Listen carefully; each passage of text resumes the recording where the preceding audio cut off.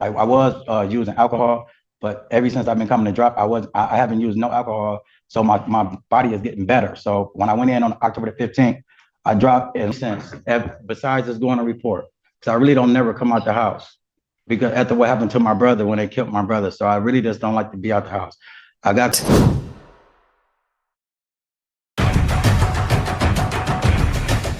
Before a single word is spoken in this courtroom, one thing is already clear. This case is not about just one failed drug test. It's about credibility, accountability, and how many chances a defendant can realistically expect before the court says, enough. Today's case involves Terrence Smith, a man standing before the judge while juggling explanations about missed tests, a positive cocaine result, housing instability, health problems, mental health struggles, and a long list of reasons why things just didn't go according to plan. From the very start, you'll notice a pattern every time the court asks a direct question. The answer comes wrapped in a story. Some of those stories sound sincere. Others raise serious red flags, and the judge is listening. But patience is clearly wearing thin as this hearing unfolds. Pay close attention to the timeline. Notice how negative tests, missed samples, and one critical positive result collide. Ask yourself this: when does honesty stop being enough if the behavior doesn't change? And at what point does the court decide that explanations, no matter how emotional, no longer outweigh the risk? Stick with us, because the ending of this hearing turns fast, firm, and final. There's two different things, and I don't want to hide the lead. There is a violation as well that should be in the file. Yeah. That's correct, Your Honor. Defense counsel, I did have a chance to discuss that. I told Mr. Kirkus I wasn't sure if the court would want to move forward with the plea today. I'm not going to want to. Regarding the violation, there would be an admission, and with that admission, he has worked with CMH and gotten into additional programming. He was dropped off here today by My counselor. and he wants to continue to have negative tests, but obviously there's the positive test that just happened. Well, the problem that I have is that the last testing that he has, he's been unable, then he missed a sample on October 6th. I'll accept his admission, but then on October 6th, he's negative, but then he just comes back positive for cocaine. There was issues with his rent, and he's worked with his counselor. This is the moment where the case quietly pivots. Up until now, the defense is leaning heavily on effort, counseling, programming, negative tests, and community support. But in the courtroom, effort alone doesn't cancel out violations. What the judge is focused on here is consistency. Missed tests matter. Unable samples matter. And most importantly, a new positive test, especially for cocaine, resets the entire conversation. Legally speaking, when someone is on bond or under court supervision, drug testing isn't optional or flexible. It's a condition. The court doesn't just look at whether you've done some things right. It looks at whether you followed all the rules every time. And when the timeline shows progress followed by relapse, judges often see that as instability, not improvemento. Here's the real question for viewers. If someone has multiple negative tests, but still ends up positive later, should the court view that as proof they're trying, or proof that supervision isn't working? Drop your thoughts in the comments, because this exact issue is about to decide what happens next. And he also wants to address the court. Go ahead. Well, I think go ahead. What do you want to tell me? Yeah, fairly honest.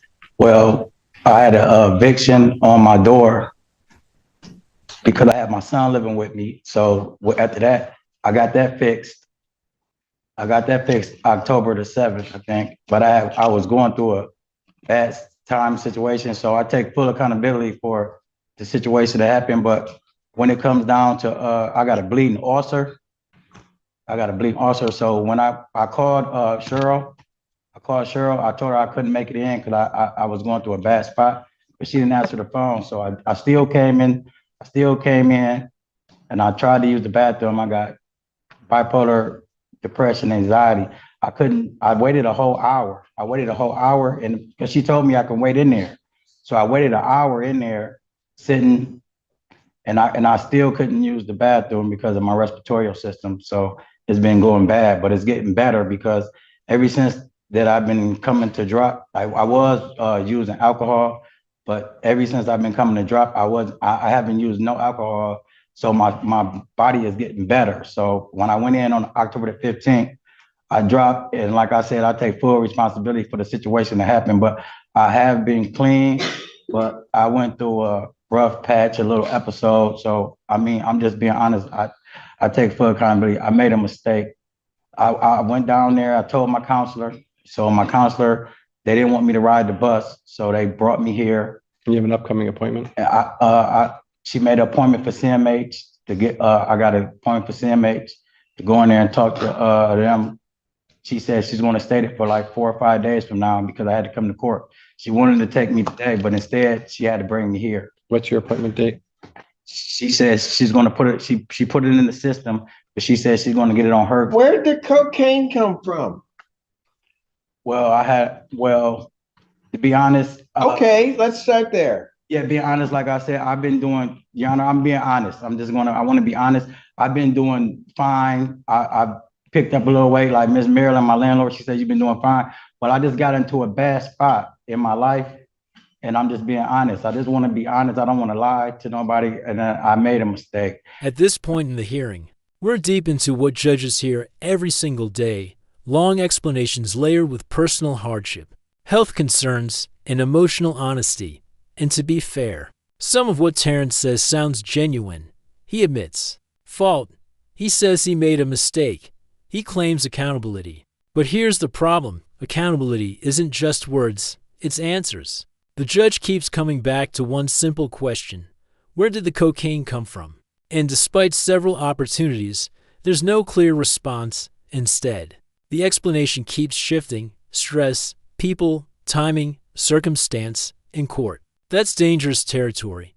Judges aren't just evaluating what you say, they're evaluating whether your story stays consistent under pressure. This is where credibility starts to crack. When someone insists they're being honest but can't give a straight answer, it puts the court in a position where trust becomes impossible. So ask yourself, if you were the judge here, would you hear sincerity or avoidance, and how many? Explanations are too many before the court stops listening altogether. I just made a mistake. But after that, I've been going down there talking to my counselor every day, and everything's going swell because they're keeping tabs on me. They do wellness checks at my house because of my bipolar. But what happened was I had got around, but I'm taking accountability, but I just got around the wrong people. When I went out and was hanging out the one time I did hang out, and lately I'm an introvert, so I just be in the house. So I just got beside myself. I'm just being honest. But my counselor's been with me every day now, and I've been staying in the house, and she's taking me to community health, and she's everything's going well. Miss Marilyn, my landlord, she's been coming up checking on me, and everything's been going well. They take me to the grocery store.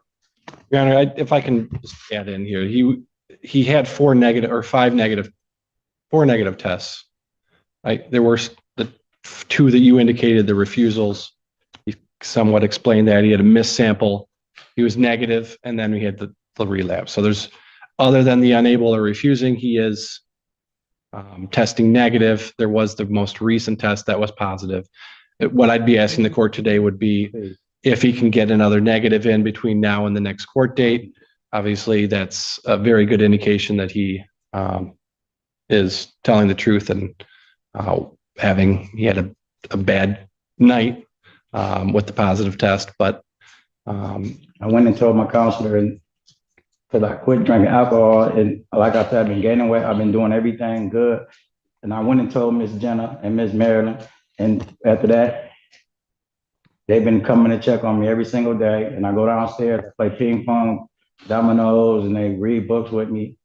And I've been doing everything right. And my mom, I called my mom. My mom said, dress nice. and be honest to you because you're a good judge. So I just came here and I'm just being honest. I don't want to lie. I know, but I still don't know where the cocaine came from. Were you hanging out around with people? I really don't never leave out the house. Can I be honest with you? Okay, my brother had a heart attack, right? This ain't about my brother though.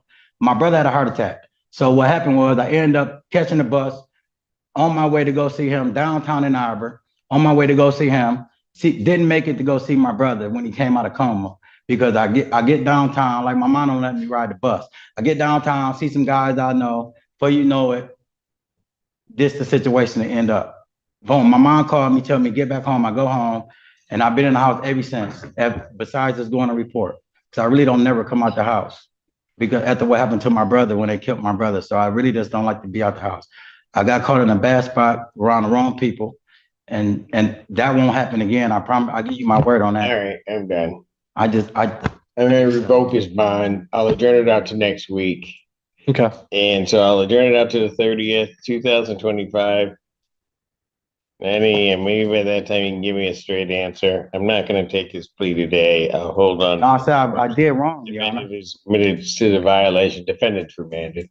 Southbound. We'll come back. Can you grab my jacket right there? Yep. I'll come and see you in custody. Thank you. And this is where everything comes to a head after listening to explanations, timelines, and repeated claims of honesty. The judge makes a decisive move. Bond revoked. This isn't about punishment. It's about control and compliance from the court's perspective. Unanswered questions plus a positive drug test equal risk. And when risk outweighs reassurance, custody becomes the default option. The takeaway here is simple but powerful. Courts can be patient. They can allow second chances. But supervision only works when conditions are respected without excuses. In this case, the judge wasn't convinced that the cycle had truly ended, and that uncertainty was enough to lock things down until the next court date. Now we want to hear from you. Did the judge make the right call here? Should the court have given one more chance, or was this inevitable based on the record? If you found this case as shocking as we did, make sure to hit that like button. Share your thoughts in the comments, and don't forget to subscribe our channel for more jaw-dropping courtroom breakdowns.